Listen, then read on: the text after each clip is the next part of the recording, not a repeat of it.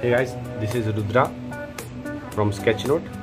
मैं आज आपको बताने वाला हूँ लाइट और शैडो का क्या इम्पोर्टेंस है ड्राइंग में, उसको कैसे समझें और उसकी वजह से हमारे आर्ट में कितना इम्प्रूवमेंट दिखता है, वो मैं आज आपको बताने वाला हूँ। तो मैं बेसिक चीज़ें पहले बता देता हूँ आपको, जैसे कि फॉर एग्ज़ाम्पल के लिए मान लीजिए यहाँ पर सूरज या लाइट समझ लीजिए, जो भी आप, ये है और ये हमारा सरफेस है, ठीक है। तो हम लोग बचपन में जैसे ड्राइंग बनाते थे कि इसको अगर लंबे अगर इसके रेस को बनाएंगे तो ये कुछ इस तरह से बनेगा, तो इसकी किरणें जो है ऐसे जाती है। तो उसके अकॉर्डिंगली अगर मान लो एक ये हो गया, किरणें ऐसे गुजरती है, तो अगर आप मान लो यहाँ पर कोई ऑब्जेक्ट रखे हो, यहाँ पर मान लीजिए हम एक लकड़ी रखी हुई है,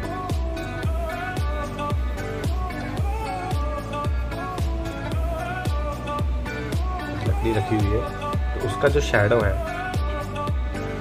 पहले तो हम लोग यहाँ से स्ट्रेट लाइन ले लेते हैं। अब यहाँ से भी हम लोग जो है, जैसे सूरज की किरणें चारों तरफ फैली हुई है, इसको यहाँ पर भी हम एक पर्टिकुलर लाइंस जो है ऐसे फैला लेते हैं, जिससे हमको पता चल जाए कि ये एग्जैक्टली सूरज के नीचे में वो ऑब्जेक्ट नहीं रखे हैं हम लोग। तो इसके हिसाब से हम लोग जो है, मैंने इसको लाइनिंग बना लिया, ठीक है। और एक ऑब्जेक्ट है जो सूरज के राइट साइड में रखा हुआ है, अब सूरज की किरणें ऐसे जा रही है, तो उसका जो शैडो है, ये देखिए, ये जो मैंने यहाँ पर लाइन्स बनाया था उसके अकॉर्डिंगली, तो ये सूरज का जो प्रॉपर ये डाउन पार्ट है, यहाँ पर इसके स्ट्रेट में है सूरज, और उसकी किरण जो है यहाँ से गुजर रही है। तो ये ऑब्जेक्ट है जो है सूरज के लेफ्ट साइड में, हमारे राइट साइड में रखा हुआ है। तो इसका जो शैडो है यहाँ तक बनेगा। तो जब इसको शैडो हम लोग बनाते हैं,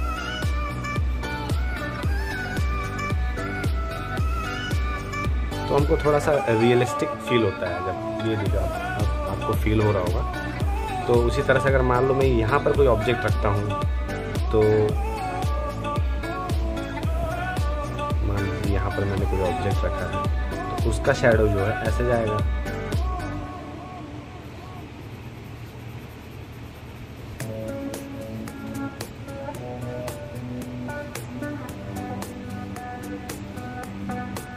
तो शैडो जो है बहुत ही इम्पॉर्टेंट है। हम ऑब्जेक्ट को जहाँ रखते जाएंगे, उसके हिसाब से हमको जो है हमारे ड्राइंग पे ध्यान देना है कि लाइट कहाँ से आ रहा है, तो शैडो किस तरफ आएगा, शेडिंग किस तरफ करना है।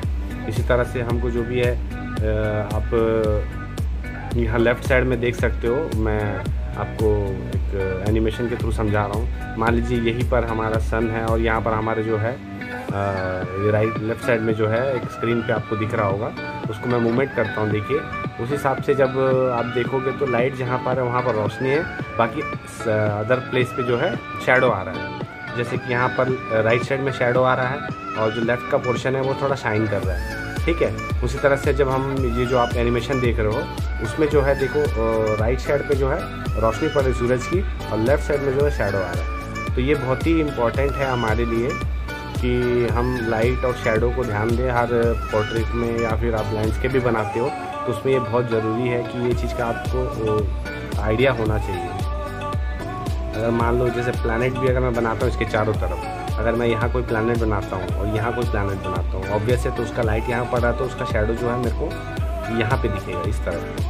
और अगर मैं यहाँ पर अगर कोई प्लैनेट बना रहा हूँ या फिर कोई ऑब्जेक्ट बना रहा हूँ राउंड शेप में, तो उसका जो शैडो है मुझे राइट शेप में दिखने को मिलेगा। तो जैसे कि दिन और रात होता है, तो अर्थ पे जो है सूरज की किरणें पड़ती हैं, जहाँ पर नहीं पड़ती तो वहाँ नाइट हो जाता है, तो यहाँ जहाँ पर लाइट होता है वहाँ डे टाइम होता है। उस तरह से हमको ये चीज़ को जो है ध्यान देना है। तो अब इससे क्या होता है, ये हमारे आर्ट में क्या प्रभाव डालता है, मैं आपको दिखा रहा हूँ। फॉर एग्ज़ाम्पल के लिए 2D 3D कॉन्सेप्ट को ही समझ लीजिए, इसको लाइट एंड शैडो के थ्रू। तो मान लीजिए मैं यहाँ पर एक जो है राउंड शेप बना दिया,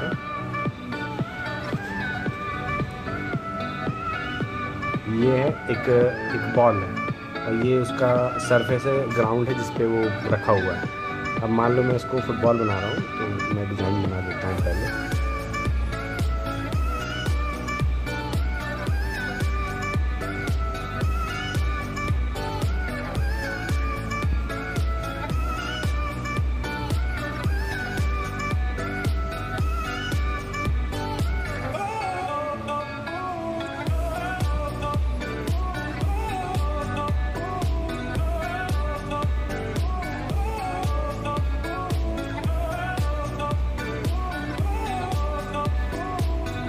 देखिए हल्का ये तो बॉल लग रहा है। और जब मैंने ये सर्कल बनाया था तो सर्कल तो है, बट अगर ये बॉल शेप में नहीं दिख रहा है। जब इसको मैं यहाँ से मान लो मैं कलर करता हूँ, आपको ध्यान ये भी देना है कि जब आप कोई बॉल शेप बना रहे हो या फिर एग शेप बना रहे हो या ऐसा कोई सिलेंडर शेप बना रहे हो, तो उस पर आपको ये ध्यान देना है कि जब अगर मान लो लाइट यहाँ से आ रहा है तो आपको ये प्लेस तो आप थोड़ा ब्राइट रखोगे, है ना, और ये वाला पोर्शन है इसको आप डार्क करोगे। तो ये डार्क आपको कैसे करना है ये आपको डिसाइड तब करना है जब मान लो यहाँ का ये बैकग्राउंड है ये वाइट है, तो मैं इसको जो है यहाँ से मैं डार्क करते हुए मैं धीरे धीरे शेड करूँगा, फिर लाइट कलर में इसको मिक्स करके ये ऐसा क्रिएट करूँगा जैसे कि यहाँ पर सनलाइट आ रहा है और यहाँ पर जो है उसका शैडो की वजह से या फिर सनलाइट नहीं पहुँच पा रहा है, इसकी वजह से जो यहाँ पर हल्का सा डार्कनेस आ गया। ठीक है, मान लो इसको मैं पेड़ का तना बना देता हूँ ऐसा कुछ डिज़ाइन बना के, तो ये जो है पेड़ का तना बन गया। ठीक, तो ये कटा हुआ पेड़ का तना बन गया। तो ऐसा बनाते हैं। अगर मान लीजिए इसका बैकग्राउंड जब अपना लैंडस्केप बनाते हैं तो उसके बैकग्राउंड में अगर मान लो और डार्क चीज़ है तो फिर हम दोनों के बीच में हमको डिफरेंस पता चलना चाहिए कि किसी और पेड़ का है तना है, ये किसी और पेड़ का है। तो हम कैसे करेंगे उस टाइम पे, दैट टाइम पे हमको ये करना है कि मान लो ये हमने ऑब्जेक्ट बनाया है और यहाँ पर मैं बैकग्राउंड में भी एक पेड़ का तना बना रहा हूँ जो ऑलरेडी डार्क है। ठीक, तो ये देखो इसको मैंने बना दिया ये डार्क। ठीक, तो ऐसा सिचुएशन में क्या करेंगे जब ऑलरेडी हमारे ऑब्जेक्ट के पीछे में डार्कर बैकग्राउंड हो, तो उस टाइम पे हमको करना ये है कि हमको एक बैकग्राउंड में जो यहाँ हल्का सा एक जो है हमको एक लाइन छोड़ना है वाइट कलर का। वहाँ पर हम कलर नहीं करेंगे जिसकी वजह से एक वाइट लाइन बन जाएगी जो हमारे आर्ट को और बैकग्राउंड को जो है डिफाइन करेगी कि बैकग्राउंड में कुछ और है तो उसका लाइन यहाँ से अलग है, सेपरेट है, और इसका लाइन अलग सेपरेट है। तो यहाँ हम ऐसा जो है गैप देते हुए उसको शेड करेंगे। इस पर टेक्सचर जो भी टेक्सचर देना है उसको दे सकते हैं। तो इस तरह से जो है हम इसको कलर करेंगे। तो ये अलग से ऑब्जेक्ट जो है हमको क्लियरली विजिबल भी होगा कि हाँ यहाँ एक अलग ऑब्जेक्ट है, बाजू में अलग है, वैसा दिखता है। अगर मैं इसको डार्क कर दूँ उसको भी डार्क कर दूँ तो दोनों का जो लाइन है मिक्सअप हो जाएगा, तो फिर पता नहीं चलेगा कि कौन सा लाइन कहाँ से है, तो आप मिस्टेक कर सकते हो। तो ये हो गया, आपको ये ध्यान देना है। इसी तरह से जो है जब सर्कल बनाते हैं, सर्कल का जब आप एक बॉल पकड़ के इस पर लाइट फोकस करोगे और ध्यान से देखोगे तो जब बॉल के जो कॉर्नर है ना, ये बॉल जो होता है ऐसे राउंड शेप में होता है। बॉल शेप जो ये जो सरफेस है जो मैं देख रहा हूँ मेरी तरफ से, तो सबसे पहले जो ये सूरज की किरण से टकराएगा, या तो अब इसको अगर ऑब्जेक्ट को अगर मान लो यहाँ का सूरज का जो किरण जा रहा है तो सबसे पहले इस पर्टिकुलर प्लेस पे पहले सूरज का जो किरण है जो रिफ्लेक्ट होगा, उसके बाद धीरे धीरे अदर प्लेसेस पे वो होगा।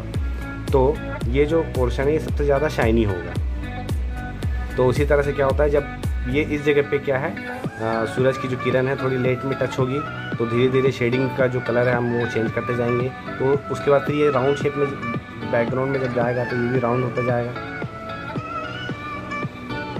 है ना।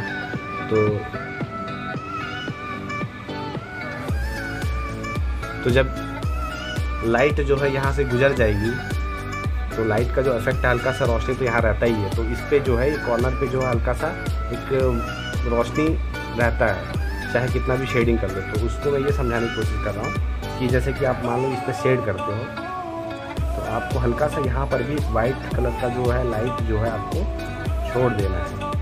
तो देखिए जब मैं इस पर इस तरह से शेड कर रहा हूँ तो ये हल्का हल्का जो है आपको थोड़ा बॉल शेप में फील होने लगेगा।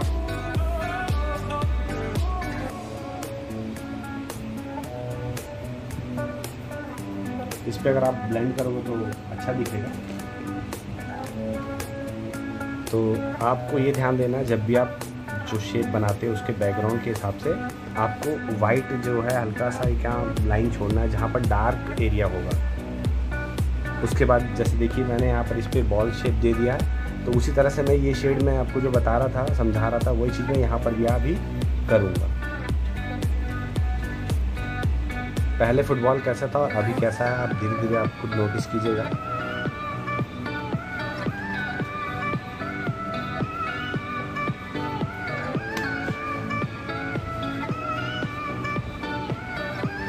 देखो अब मैंने इस पे शेडिंग कर दिया तो ये थोड़ा सा अब रियलिस्टिक फुटबॉल लग रहा है।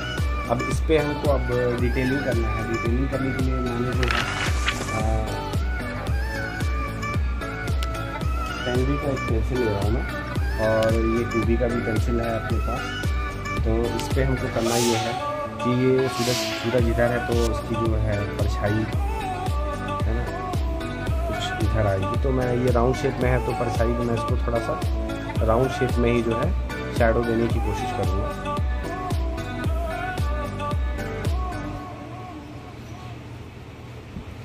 देखो अब लग रहा है कि वो बॉल जो है वहाँ पे रखा हुआ है। ठीक, तो अब अगर मैं यहाँ पे अब ये ग्राउंड है, इस ग्राउंड पे तो घास होगा, तो घास को भी बनाना है। तो मैं घास को जो अभी टेंडे से बना रहा हूँ ताकि वो अच्छे से दिखे। अब उसके बाद आप देखिए कैसा लगता है। अब ये परछाई पे भी मैंने जो है अब घास बना देना। अब ये घास बना दिया यहाँ पर भी मैंने।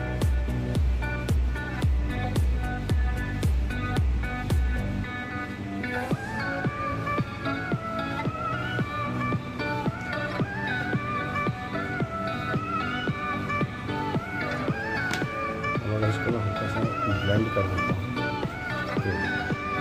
अब ये लग रहा है कि वहाँ घास के ऊपर जो है फुटबॉल रखा हुआ है। तो ये असर पड़ता है जब आप शैडो और लाइट इफेक्ट का प्रॉपरली अगर यूज़ करोगे तो आपका ऑब्जेक्ट जो है ऐसे थोड़ा सा रियलिस्टिक जो है प्रॉपर रियलिस्टिक लगेगा। जितना आप इस पर मेहनत करोगे तो आपका आर्ट जो है उतना ही सुंदर और अच्छा बनेगा। तो आपको ये लाइटिंग का जो भी और शैडो का जो भी मैंने यहाँ पर मेथड या फिर जो भी चीज़ मैंने समझाया है उसको आप अपने हिसाब से भी समझिएगा। या फिर अगर नहीं हो पाता है तो एक मोबाइल को आप टॉर्च ऑन करके देख सकते हो। मोबाइल का जब टॉर्च ऑन करेंगे उसके बाद एक बॉल यहाँ रख के देखिएगा। उसको बॉल यहाँ रख के देखोगे तो उसका परछाई कैसे आ रहा है, बॉल पे कितना शैडो आ रहा है, बॉल के कॉर्नर पे मैंने जैसे बोला था वैसा वाइट लाइन दिख रहा है क्या आपको, वो सब आप नोटिस करने की कोशिश कीजिएगा। और लाइट का जो पोजीशन है उसको भी आप अप डाउन करके देखिएगा तो उसका शैडो लंबा छोटा होता है। जैसे कि हम लोग दोपहर में देखेंगे तो जो हमारा शैडो होता है जब हम बाहर खड़े होते हैं तो वो एकदम छोटा होता है जो हमारे बेस पे हमारे पैर के पास बनता है। लेकिन मान लो वो सनसेट या सनराइज़ के समय अगर जब हम देखते हैं तो मान लीजिए हम यहाँ पर खड़े हैं तो अगर सनसेट हो रहा है सूरज यहाँ है तो हमारा शैडो भी लंबा बनता है। ठीक है, तो उस तरह से जो है हमको सब चीज़ ध्यान देना है। जैसे आप बनाते जाओगे वो तो आप मेथड के हिसाब से आपके प्रैक्टिस के हिसाब से करते जाओगे, बट आपको ध्यान नहीं देना जब भी आप कुछ भी आर्ट बनाने की कोशिश करोगे आपको उसमें रियल लाइफ से जुड़े हुए जो भी चीज़ें आपको छोटी छोटी डिटेल्स है उसको आपको नोटिस करना है और ऐड करने की कोशिश करना है।